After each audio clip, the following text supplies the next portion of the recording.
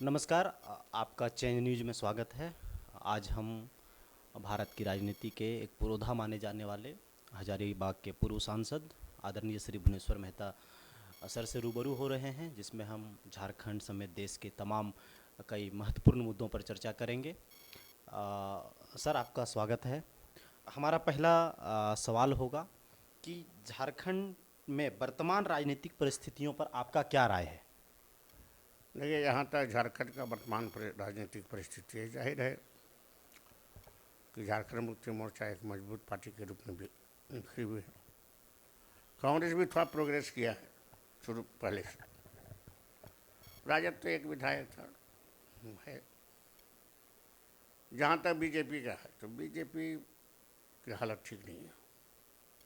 Bharatiya Janata party की जो देश की सरकार की जो क्रियाकलाप हो उसका असर झारखंड पर भी पड़ रहा है। बेरोजगारी हो, महंगाई हो, ये सारे चीज़ों का असर झारखंड में भी पड़ रहा है, तो उसकी स्थिति अच्छी नहीं है। जहाँ तक वामदल का सवाल है, सीपीआई सीपीएम वाले सब का है यहाँ पर संगठन। मार्क्सिस्ट का भी है, तो कमजोरी है लेकिन है कुछ इलाकों में। उसका भी असर कम हुआ है। उसका असर कम होने का नहीं, उसका प्रभाव कम हो गया। असर कम होने का मतलब ये है कि जहाँ पर ये धर्म, मजहब, जात पात की राजनीति शुरू हो जाएगी, पैसे की राजनीति होगी, तो वहाँ पर वामदल कमजोर हो जाएगा। अभी 3 तरह के चल रहा है राजनीति में। पहला है धर्म, सांप्रदायिकता, दूसरा है जात पात, कास्टिज्म, और तीसरा है मनी, पैसा। आप देखा कि बंगाल के इलेक्शन में ठीक है बीजेपी 73 सीट में ला करके जो सरकार बनाने का सपना देखा था, हम बंगाल की जनता को बधाई देते हैं कि ममता बनर्जी को अगले बार से भी ज़्यादा वोट 7.5 से दे दिया।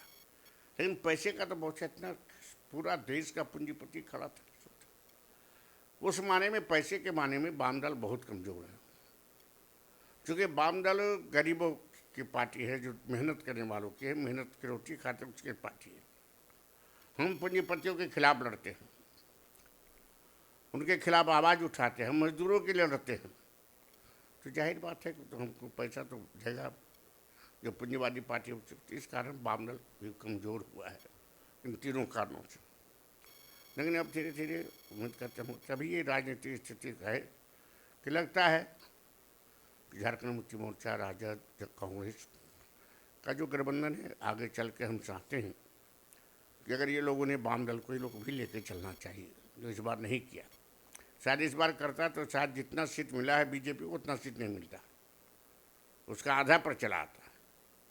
वाम एक ताकत है, वामदल भी इसको लेकर के लोगों को चलना चाहिए और इसको मजबूती के साथ अगला चुनाव में खड़ा होना चाहिए, ताकि हम अभी जो 12 एमपी हैं झारखंड में, भारतीय जनता पार्टी ठीक है उसकी सरकार नहीं बनी, विधानसभा चुनाव में संख्या कम होगी, लेकिन लोकसभा में तो 12 एमपी हैं उसके। मात्र एक सांसद है झारखंड मुक्ति मोर्चा का, एक सांसद है कांग्रेस का, बाकी तो इसको भी मजबूती के साथ 2024 में यहाँ कैसे भारतीय जनता पार्टी की डील हो जाए, इस दिशा में इन बड़ी पार्टियों को सोचना चाहिए, विचार करना चाहिए। आपने अभी एक बात कही कि बंगाल में ममता बनर्जी की सरकार बनी। ममता बनर्जी को हमारी तरफ से भी बहुत बहुत बधाई। परंतु बंगाल में अभी जो राजनीतिक हिंसा बढ़ी है, जो बंगाल में राजनीतिक हिंसाएं हो रही, इस पर आपका क्या राय है? देखिए, जहाँ तक बंगाल में राजनीतिक हिंसा की बड़ी बात कहेंगे कि समूचा ये तृणमूल कांग्रेस और ममता बनर्जी के लोग कर रहे हैं। क्या ये सच नहीं कि बीजेपी के लोग भी हिंसा करके उसको बढ़ावा दे रहे हैं, तो वहाँ पर राज्यपाल मदद कर रहा है इनको? ये बीजेपी के लोग भी हिंसा कर रहे हैं और नाम दे देते हैं टीएमसी का, नाम दे देते हैं ममता का। कोई मुख्यमंत्री, कोई भी सरकार ऐसा चाहेगी कि हमारे राजपाट में हिंसा बढ़े? नहीं चाहे। इसलिए एक साजिश के तहत बंगाल की सरकार को, पश्चिम बंगाल की सरकार को, ममता बनर्जी की सरकार को बदनाम करने के लिए एक साजिश के तहत इस सरकार हिंसा किया जा रहा है। हालांकि अब कम हुआ है, जब ममता बनर्जी ने थोड़ा जोर किया है कि वैसे सब जो भी हों, चाहे हमारे लोग हों, टीएमसी के हों चाहे बीजेपी को, उनको जेल में बंद करो, उन पर कार्रवाई करो, तो थोड़ा सा कम हुआ है। लेकिन फिर भी ये वहाँ का जो अभी राज्यपाल जिस तरह का बयान दे रहे हैं, हम सकते हैं राज्यपाल तो ये बीजेपी का एजेंट की तरह काम कर रहा है। वो राज्यपाल की तरह काम नहीं कर रहा है, बीजेपी के एजेंट की तरह काम कर रहा है। और इसीलिए हम चाहते हैं, हमारी पार्टी ने फैसला लिया अभी जब नेशनल एग्जीक्यूटिव कमेटी की बैठक हुई थी कि इसको वापस करो, रिकॉल करो पश्चिम बंगाल के राज्यपाल। तो ये जितना ये हल्ला किया, अब तो उतना नहीं हल्ला हो रहा है ना, अब तो उतना कहाँ हो रहा है अभी हिंसा। शुरू में हुआ था इलेक्शन के पहले, हुआ इलेक्शन के बाद भी कुछ हुआ, अभी दोनों तरफ से हुआ। कुछ टीएमसी के लोग मारे गए, कुछ बीजेपी के लोग भी मारे गए, कुछ दूसरे लोग भी मारे गए। अब थोड़ा कम हुआ है। ममता बनर्जी को भी कड़ाई के साथ ये हिंसा को कंट्रोल करना चाहिए ताकि दूसरों को मौका नहीं मिले। राजनीतिक परिस्थितियां अलग अलग होती है और राजनीति में लोग भी अलग अलग प्रकार के होते हैं, लेकिन इसके सख्त खिलाफ होनी चाहिए कि राजनीतिक हिंसाएं बढ़ रही है तो उसके खिलाफ सख्त कार्रवाई होनी चाहिए, क्योंकि इसमें बेगुनाह राजनीतिक पार्टी के कार्यकर्ता हैं, बेगुनाह लोग मारे जाते हैं। अगला सवाल है कि राज्य देश में 2014 में सत्ता चेंज हुई, देश में केंद्र सरकार में भारतीय जनता पार्टी सत्ता के साथ आई, एक बड़े बहुमत के साथ आई। देश के प्रधानमंत्री आदरणीय श्री नरेंद्र मोदी जी बने। उन्होंने तमाम प्रकार की चुनावी वादे किए गए थे भारतीय जनता पार्टी के द्वारा उसमें, परंतु अभी भी देश में बेतहाशा बेरोजगारी एवं तमाम प्रकार की समस्याएं, महंगाई दिनों दिन बढ़ती जा रही है। इस पर आपका क्या राय है? देखिए, उन 2014 के चुनाव में पहली बात नरेंद्र मोदी जी ने कहा कि हम 5 करोड़ लोगों को रोजगार देंगे हर वर्ष। जी। कितने लोगों को रोजगार दिया? आज बेरोजगारी इतनी बढ़ रही है कि बीटेक करके, डिप्लोमा करके, एमबीए करके वो चपरासी की नौकरी के लिए जाकर फार्म भर रहे हैं। क्या हालत बना दिया देश का? क्या कहाँ वादा इनको गया? इन्हीं के मंत्री लेबर मिनिस्टर ने कहा था अभी पार्लियामेंट में कि नौजवान लोग हमसे खफा है, नौजवानों के लिए जो हमने वादा किया वो पूरा नहीं किया। दूसरे तीसरे दूसरे पार्टी, हम या दूसरे पार्टी के लोग नहीं, खुद इनके पार्टी का सर्व मंत्री ने कहा था, बयान दिया था पार्लियामेंट में, अखबारों में बयान दिया था कि नौजवानों के लिए जो हम वादा किया था 2014 में वह पूरा नहीं किया, इसलिए उसका उपाय करना चाहिए कि नौजवानों को रोजी रोटी का रोजगार कैसे मिले। ये तो नहीं काम किया। 5 करोड़ 25 करोड़ को देना चाहिए था रोजगार, तो 1 करोड़ को भी नहीं दिया 5 साल में। तो बस ये तो बेरोजगारों के साथ विश्वासघात किया। दूसरी बात इन्होंने जो कहा कि जो काला धन हमारा विदेशों में है हम उसको लाएंगे और सभी के खाते में 15-15 लाख भेजेंगे। बहुत उम्मीद थी लोगों, तो विदेशी पैसा तो आया नहीं काला धन, क्योंकि जो विदेशी लिस्ट कभी कभी आया है, विदेशों में काला धन किनका किनका है उसमें बीजेपी के आधा से ज़्यादा अधिक है। तो इनका दबाव पड़ा तो नहीं आया, अब पैसा कहाँ गया? तो धोखा दिया ना। क्योंकि अभी बीजेपी ये केवल जनता को बरगलाने के लिए धोखा देने का वादा किया, क्योंकि सारे पूंजीपति इसके साथ हैं, जिनका विदेशों में अकाउंट है उसमें आधा, लगभग आधा बीजेपी के लोग हैं। ये काम ये नहीं कर सकते और इसीलिए इन्होंने विश्वासघात किया, किसानों के साथ किया। आज किसान देख रहे हैं क्या क्या हालत है। 7 महीना, 26 तारीख कल है, कल 7वां महीना बीत जाएगा, 7 महीना हो जाएगा किसान आंदोलन का। और 7 महीना लाखों किसान अभी भी बैठे हुए हैं, सैकड़ों किसान की मौत हो गई। इन गवाह सरकार भूल जाए, चलो थक जाएगा तो चला जाएगा, हम पहले बातचीत करें। ऐसी सरकार संवेदनहीन, ऐसी सरकार संवेदनहीन सरकार देश में होती है। इसलिए ये किसानों की चौथी बात जो मैं कहना चाहता हूँ कि देश में जितने पब्लिक सेक्टर के कल कारखाने हैं, कोल हो, सेल हो, भेल हो, रेल हो, जो भी है, ये सारे को बेच रहे हैं प्राइवेट के हाथ, पूंजीपतियों के हाथ में बेच रहे हैं। आज प्राइवेट हम देखते हैं जो कोल इंडिया में सिंचल है, उसमें अगर एक साबल मशीन चलाने वाला को चलाता है तो उसको 55,000 60,000 मिलता है, 8 घंटा ड्यूटी करता है। और वही जब प्राइवेट में चला जाता है तो उसको 12,000 रुपये मिलता है और 12 घंटा ड्यूटी करना पड़ता है। कितना फर्क है। ये मजदूरों का भी दुश्मन, बेरोजगारों का भी दुश्मन, किसानों का दुश्मन। फिर ये क्या है, ये सरकार शुरू से ही कि नोट अभी से कि आप अगर सरकार के जो हमारे आज देश के हमारा ये देश संविधान है, हमको अपनी अभिव्यक्ति को रखने का, बोलने का अधिकार है, हमें आज़ादी है, लेकिन उसको भी छीनने की कोशिश किया, चाहे वो राजनीतिक नेता हों, सामाजिक नेता हों या फिर मीडिया के लोग हों। जो इनका खिलाफ बोलेगा उनको जेल में बंद करो, देशद्रोही करके बंद करो। जिन्होंने बुद्धिजीवियों को भी तबाह किया, राजनीतिक नेताओं को भी तबाह किया और सामाजिक नेताओं को भी तबाह किया है, कोई इनसे कुछ किसी के लिए कोई काम नहीं किया। आज बोलते हैं नरेंद्र मोदी सबका साथ सबका विकास, का सबका विकास, सबका विकास जरूर अडानी अंबानी का हो रहा है, पूंजीपतियों का जरूर हो रहा है, लेकिन देश के किसान, देश के मजदूर, देश के बुद्धिजीवी, देश के बेरोजगार, सारे के सारे ही सरकार ने सब लोगों के साथ धोखा दिया है, विश्वासघात किया। देश के प्रधानमंत्री आदरणीय नरेंद्र मोदी जी ने देश के जनता के साथ विश्वासघात किया है। जिस उम्मीद के साथ उनको सरकार में लाया गया, उनको सत्ता में लाया गया, शायद उस उम्मीदों को पूरा नहीं कर रहे हैं। तमाम महंगाई, बेरोजगारी जैसी समस्याएं दिनों दिन बढ़ रही है। बात करते हैं झारखंड में, चूँकि आप झारखंड के एक बहुत ही कद्दावर नेता, बहुत ही सुलझे हुए नेता माने जाते हैं। झारखंड में अभी युवाओं की, एक बेरोजगारों की फौज खड़ी हो गई है। झारखंड में नियुक्तियां 2016 से वंचित हैं। झारखंड की जेपीएससी की बात करें तो आज 5-6 साल होने को चले, एक जेपीएससी भी सही तरीके से नहीं हो पाई है, अभी भी लंबित है। अभी हाई कोर्ट ने उन्हें रद्द करने का फैसला दिया और नई तरीके से उसको बहाली करने का, उस पर रिजल्ट में संशोधन की बात की। इसी प्रकार से तमाम नियुक्तियां हैं, पंचायत सचिव हैं, हाई स्कूल के भी कई नियुक्तियां हैं, जिसमें राज्य सरकार को कहीं ना कहीं से एक पहल करनी चाहिए थी कि राज्य सरकार को उस नियुक्तियों को क्लियर करे, या तो फिर जैसे भी हो नए तरीके से, नए सिरे से उसको नियुक्तियों को लागू करने की आवश्यकता थी। राज्य में सच यह है कि बेरोजगारों की स्थिति बेहद ही दयनीय है। बेरोजगारी चरम सीमा पर है। बेरोजगारी के कारण कहीं ना कहीं से नक्सलवाद, कहीं ना कहीं से ये सब चीज़ें बहुत ज़्यादा बढ़ रही है। इस पर झारखंड में बेरोजगारों की समस्याओं पर आपका क्या राय है? देखिए, जहाँ तक झारखंड में बेरोजगारी है, पहला कारण तो यह है कि कोई स्थानीय नीति नहीं है, और नीति नहीं है तो जाहिर बात है कि जैसे तैसे बहाली होगी। आज क्यों, अभी नहीं, इसके पहले भी जेपीसी की परीक्षा रद्द किया गया और जेपीसी के अध्यक्ष को जेल जाना पड़ा, दिलीप प्रसाद को। अभी भी जो हुआ है, क्यों कि बड़े पैमाने पर जेपीसी के भी परीक्षा में भ्रष्टाचार है।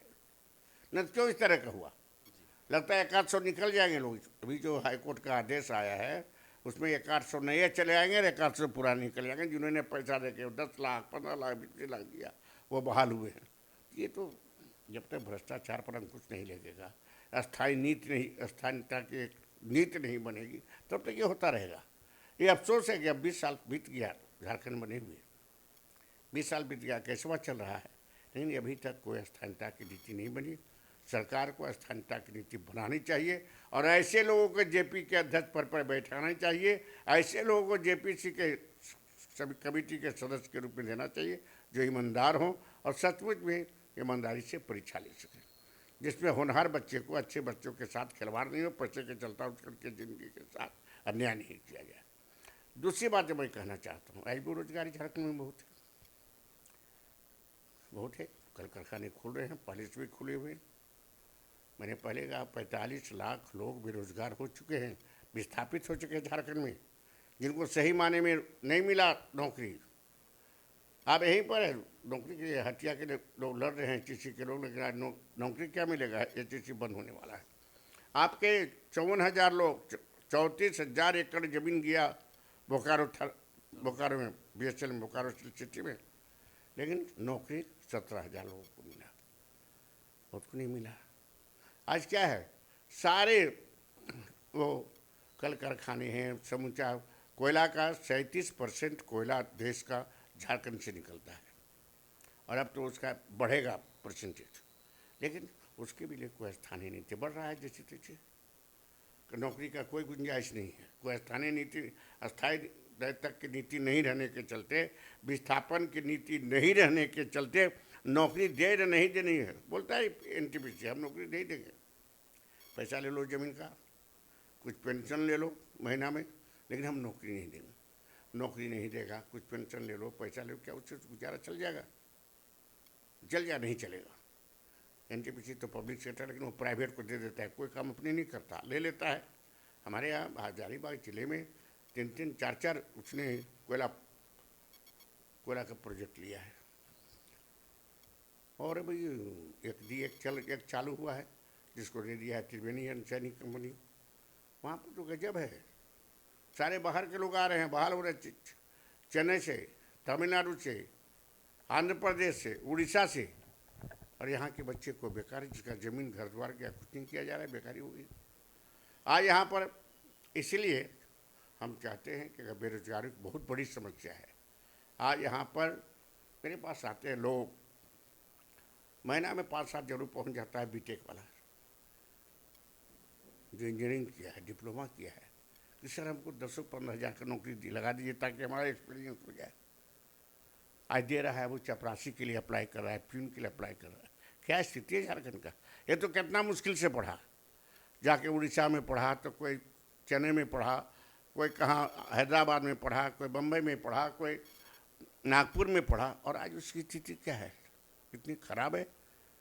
जिसने कर्जा लेके, बैंक से कर्जा लेके पढ़ा, बैंक का कर्जा का नोटिस हो रहा है, अब देने पर मुझे ज़मीन वगैरह बेच के देना पड़ेगा, तो बाप माँ क्या बीतेगा? मैंने बच्चे को पढ़ाया, इंजीनियर बनाया कि आगे चल के हमारा परिवार का सहारा होगा, अपने भी पैर पर खड़ा होगा।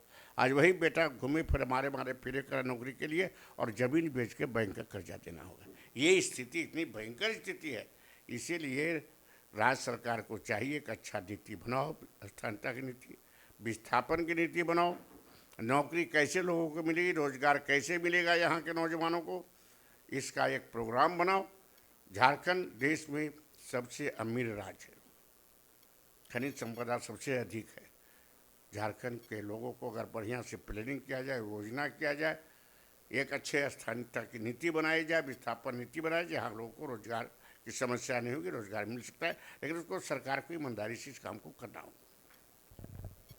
आपके अनुसार से राज्य में जो युवाओं की एक बड़ी बेरोजगारों की फौज खड़ी हो रही है, इसके लिए कहीं ना कहीं से राज्य सरकार पूर्ण रूप से जिम्मेदार है, क्योंकि यहाँ पर एक स्थानीयता नीति नहीं है, जिसके कारण कई प्रकार के मामले कोर्ट में लंबित हैं।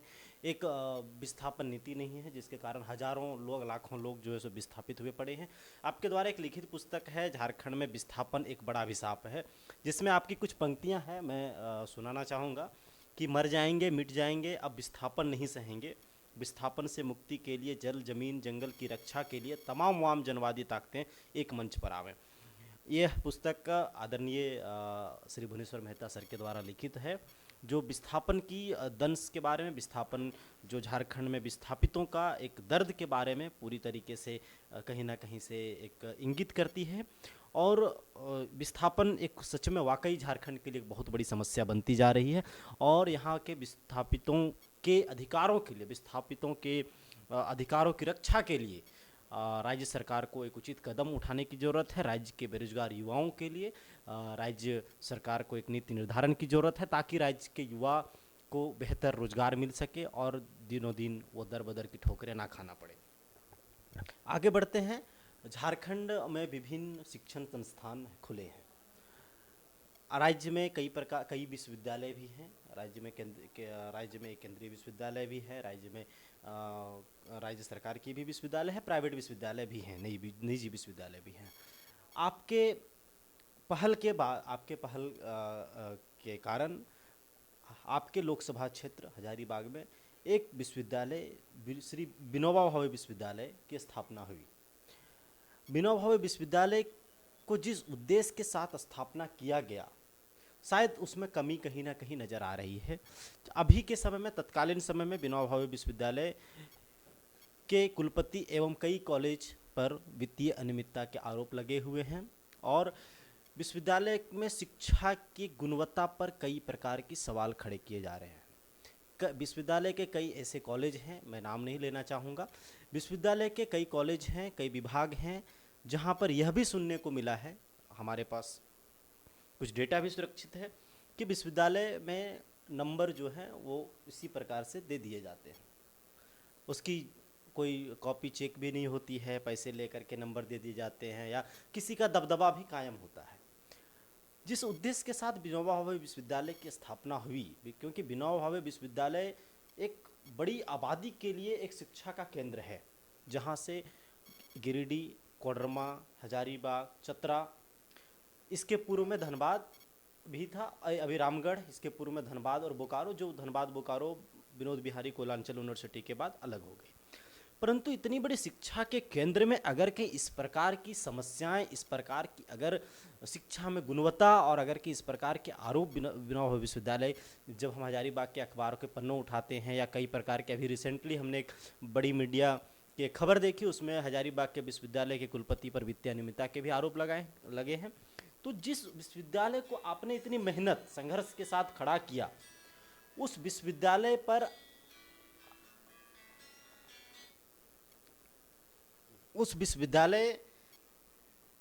पर अभी जो सवाल उठ रहे हैं या विश्वविद्यालय का जो उद्देश्य है, उस पर आपका क्या राय है? देखिए, जहाँ तक झारखंड में शिक्षा का सवाल है, शिक्षा का जो स्टैंडर्ड होना चाहिए वो स्टैंडर्ड नहीं है। विश्वविद्यालय हो, हाई स्कूल हो, दूसरी तरह के कॉलेज हो, नहीं है। अभी झारखंड की सरकार को दिल्ली के केजरीवाल की सरकार से सबक लेना चाहिए। देखिए, प्राइवेट जो स्कूल कॉलेज है गजब पैसा लेता है, इतना फीस लेता है गरीब लोग पढ़ नहीं सकता है। और जहाँ सरकारी स्कूल है, सरकारी कॉलेज है, तो उसकी हालत बहुत ख़राब है। इसलिए सरकार को इस पर ध्यान देना चाहिए, पहली बात। दूसरी बात, जहाँ तक ये बात सही है कि विनोबा भावे विश्वविद्यालय को खुलवाने के लिए हमने बहुत मेहनत किया। हजारों लोग पटना गए, उस समय के महामहिम राज्यपाल केदवई साहब से मिला, उस समय के मुख्यमंत्री माननीय लालू यादव जी से मिला, और काफ़ी आंदोलन के बाद जो पड़ा हुआ था, इसी विनोबा विश्वविद्यालय का पड़ा हुआ था, नाम था, सब कुछ था, लेकिन चालू नहीं हुआ। ये चालू किया गया शुरुआती दौर में बहुत अच्छे वीसी आई थी विनोदी दरवेज, जिन्होंने विश्वविद्यालय को अच्छे रूप में खड़ा किया। बीच में भी चलता रहा उतार चढ़ाव, अभी भी वैसी हालत है। एक उम्मीद थी कि एक लोकल आदमी, स्थानीय आदमी, इतना मेरिट वाला जो आदमी पूछता है, तो विश्वविद्यालय की तरक्की होगी, विकास होगा, अच्छे शिक्षा का अच्छे तरह से चलेगा, लेकिन वो उम्मीद नहीं रहा। अभी जहाँ तक मैं भी सुना हूँ, अभी सुन रहा हूँ कि बहुत तरह की वित्तीय अनियमितता है, उसका सबूत प्रमाण मेरे पास नहीं आया। मैं तो लड़ने वाला आदमी हूँ, किसी से भी लड़ सकता हूँ, बिना भेदभाव का लड़ता हूँ। जिस दिन वो अनियमितता का सवाल वैसे सरकार के पास गया है, सुना हूँ मैं, महामहिम राज्यपाल को महोदया को लिखा गया है, शिक्षा विभाग को लिखा गया है, मुख्यमंत्री को भी लिखा गया है। उनको चाहिए कि इसमें जांच करा करके जो भी दोषी हो, चाहे वीसी दोषी हैं, दूसरे दोषी, जो भी दोषी है, उस पर कड़ी से कड़ी कार्रवाई किया है। जो कॉलेजों में चल रहे हैं अनियमितता, उस पर की जाँच कराना चाहिए, ताकि शिक्षा का स्तर जब स्टैंडर्ड अच्छा होगा तो हमारे यहाँ विद्यार्थी भी आगे बढ़ेंगे, हमारे नौजवान भी निखरेंगे, उनका विकास होगा। इसलिए इस पर सरकार को भी चाहिए कड़ी से कड़ी कार्रवाई करनी चाहिए, और जो अनियमितता की जो शिकायतें आ रही है, राज्य सरकार को उसकी जांच करा के वैसे लोगों को पर कड़ी से कड़ी कार्रवाई करनी चाहिए। शिक्षा के केंद्र में कहीं ना कहीं से जो भी इस प्रकार से दूषित घटनाएं जो घट रही है, वह कहीं ना कहीं से विचारणीय प्रश्न है। राज्य सरकार को और ये विश्वविद्यालयों के कुलपति, वाइस चांसलर को, राज्यपाल को कहीं ना कहीं से विशेष रूप से ध्यान देने की ज़रूरत है, ताकि शिक्षा के केंद्र को ध्वस्त होने से बचाया जा सके। आगे बढ़ते हैं। झारखंड, कहीं ना कहीं से आपने भी अभी कहा कि झारखंड खनिज संपदा से परिपूर्ण है, परंतु झारखंड में बेतहाशा गरीबी, अशिक्षा, नक्सलवाद, हम बात कर लें झारखंड में जो मानव तस्करी की घटनाएं दिनों दिन बढ़ती जा रही है, बेतहाशा वृद्धि होती जा रही है, जबकि झारखंड कहीं ना कहीं से देश का सबसे अमीर राज्य के रूप में माना जाता है, सबसे अमीर राज्य है। क्या झारखंड सरकार को एक बेहतर नीति निर्धारण कर कार्य करने की ज़रूरत है, ताकि यहाँ पर अशिक्षा, बेरोजगारी, ये नक्सलवाद, या फिर हम मानव तस्करी की, जो हमारी बेटियां दिल्ली मुंबई में जाकर के बेची जाती हैं, या फिर उनके साथ जो घटनाएं इस प्रकार की घटती हैं, हम हर दिन अखबारों में देखते हैं कि झारखंड में मानव तस्करी जैसी समस्याएं दिनों दिन बढ़ रही है। आज भी अगर कि हम बात करें तो रांची में 3 बच्चियों को रेस्क्यू करवाया गया है, जो मानव तस्करी से उनको रेस्क्यू किया गया, उनको दिल्ली में बेचने के लिए ले जा रहा था। तो इस प्रकार की घटनाएं दिनों दिन हम और आप भारतीय अपराध ब्यूरो का जो डेटा है, भारतीय अपराध जांच ब्यूरो का जो डेटा है, चाहे सर्वेक्षण ब्यूरो का जो डेटा है, उसमें झारखंड की स्थिति बेहद ही दयनीय है। तो क्या यह नहीं लगता है कि झारखंड की जो आदिवासी हैं, झारखंड के जो एकदम पिछड़े इलाके हैं, जो गांव हैं, प्रांत हैं, वहाँ पर एक बेहतर नीति निर्धारण कर राज्य सरकार को कार्य करने की ज़रूरत है? इस पर आपका क्या राय है? देखिए, जहाँ तक झारखंड निर्माण का सवाल है, इसमें कहने में कोई दो राय नहीं है कि शुरुआती दौर में आदिवासी नेताओं ने ही झारखंड आंदोलन को तीव्र किया। चाहे जयपाल सिंह मुंडा हो, चाहे वो हौरो साहब हों, भागे साहब, जो भी हो, इन सब लोगों ने किया। उसमें उसी कड़ी में शिबू सोरेन भी आते हैं। हालांकि शिबू सोरेन के साथ तो दूसरे लोग भी एक किराए हैं, विनोद बिहारी महतो हैं, ये सारे लोग, रामदयाल मुंडा हैं, विनोद, ये बीपी केसरी, ये सारे हम लोग सारे लोग आते हैं। लेकिन सबसे पहले तो आदिवासी लोगों ने ही झारखंड की लड़ाई को शुरू किया, अलग झारखंड राज्य बने। और चूँकि आदिवासी सबसे पिछड़ा समुदाय है इस इलाके में, झारखंड के इलाके में, उन आदिवासियों के विकास के लिए जो एक नीति निर्धारण करना चाहिए, एक प्लानिंग करना चाहिए, योजना बनाए, नहीं बनी तो आज आदिवासी जहाँ का तहाँ है। मुट्ठी भर लोग आगे बढ़ रहे हैं जो सत्ता के इर्द गिर्द हैं, बाकी तो जो जहाँ के तहाँ उसी हालत में है जो झारखंड बनने के जहाँ पहले थे। फिर आज सबसे ज़्यादा जो मानव तस्करी हो रही है, जो बच्चियों को खास करके ले जाया जा रहा है, चाहे वो दिल्ली हो, बम्बई हो, सूरत हो, दूसरी जगहों पर, और जहाँ ट्रेन राय, नौकरानी या फिर दूसरे तरह के काम कराए जाते हैं, उनको तो पैसा नहीं दिया जाता, मारपीट किया, लगातार शिकायतें आ रही है। और जो उनके साथ अभद्र व्यवहार भी किया जाता है, उनकी इज्जत और आबरू लूटी जाती है। लेकिन अभी तक 20 साल में सरकार, किसी सरकार ने इस पर गंभीरता से विचार नहीं किया। अगर विचार करते, उनके लिए रोजी रोटी की व्यवस्था करते, तो शायद ये बच्चियाँ नहीं जाती। झारखंड के बेटियों को देश के बड़े राज्यों में, बड़े शहरों में, नगरों में उनकी इज्जत आबरू लूटी जाए, इसीलिए झारखंड नहीं बना है। उसकी कैसे हिफाजत हो, कैसे उनका विकास हो, कैसे उनको रोजी रोटी मिले, यह काम करना चाहिए। झारखंड की सरकार को नीति बनाना चाहिए। जहाँ तक झारखंड, ठीक है, झारखंड कोई ऐसा नहीं गरीब राज्य है, यहाँ सब कुछ है, खनिज संपदा है, वन संपदा है, सब कुछ है उसको, लेकिन उसके लिए भी कोई प्लानिंग नहीं है। कैसे विकास किया जाए, गांव का विकास किया जाए, गरीब दलित आदिवासी का कैसे विकास हो, इसके लिए कोई प्लानिंग नहीं है। इसके लिए कोई योजना बनाना चाहिए। मैंने पहले ही कहा है कि विस्थापन नीति बनाना चाहिए, स्थायित्व की नीति बनाना चाहिए, और वैसे जो नीचे सबसे निचले पायदान पर है उसका कैसे विकास हो, ये योजना बनाना चाहिए, तभी ये सब रुक सकता है, नहीं तो नहीं रुकेगा। झारखंड में नक्सलवाद एक बृहद समस्या के रूप में बढ़ती जा रही है। झारखंड में नक्सलवाद पर रोकथाम के लिए कई प्रकार के समर्पण नीति बनी है, परंतु वह नीति कहीं ना कहीं से बहुत अच्छे तरीके से कार्य नहीं कर रही। चूँकि आप झारखंड के झारखंड के अलग होने में आपका एक बहुत बड़ा योगदान रहा है। आपके नेतृत्व में कई जनसभाएं हुई 1992 से लेकर, लगातार आपने सतत प्रयास झारखंड के अलग के लिए किया। झारखंड में आज नक्सलवाद की जो समस्या पनप रही है, चाहे झारखंड में जिस भी प्रकार की सब समस्याएं, कहीं ना कहीं से आपके मन को दुखता होगा। तो झारखंड में नक्सलवाद की समस्या से निजात कैसे पाया जाए, इस पर आपका क्या राय है? मैंने आज के नहीं, मैं बहुत पहले से राजनीति में जब से भी ये उग्रवाद पनपता दिखा, तब से बोलते आ रहा हूँ। ये कानून व्यवस्था और ये कुछ लोगों को सिलेंडर करने, आत्मसमर्पण करने से इसका समाधान नहीं हो सकता है। विकास की रोशनी को तेज करना होगा, गांव के लोग अंतिम छोर तक पहुंचाना होगा, पहला।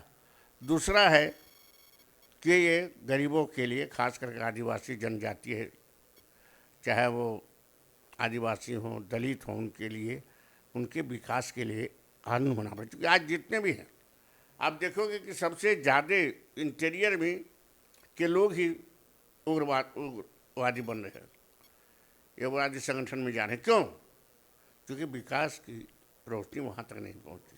इसलिए विकास की रोशनी को तेज करो, लोगों को रोजगार दो, उनको अपने पैरों पर खड़ा करो, और तभी ये रुक सकता है। कुछ लोगों को समर्थन करने से उग्रवाद का समर्थन, उग्रवाद का एक ही मात्र है समस्या, लोगों को रोजगार दो, विकास की रोशनी को तेज करो, विकास की रफ्तार को तेज करो, तभी ये रुक सकता है, नहीं तो नहीं रुकेगा। झारखंड में विकास के रफ्तार को तेज करने की ज़रूरत है, झारखंड के युवाओं को रोजगार देने की ज़रूरत है, और झारखंड में कहीं ना कहीं से एक नीति निर्धारण कर राज्य को बेहतर विकल्प और बेहतर विकास देने की ज़रूरत है। माननीय आदरणीय श्री भुवनेश्वर प्रसाद मेहता के साथ यह साक्षात्कार बेहद ही महत्वपूर्ण रहा। द चेंज न्यूज इसके लिए आपका तहे दिल से धन्यवाद देती है।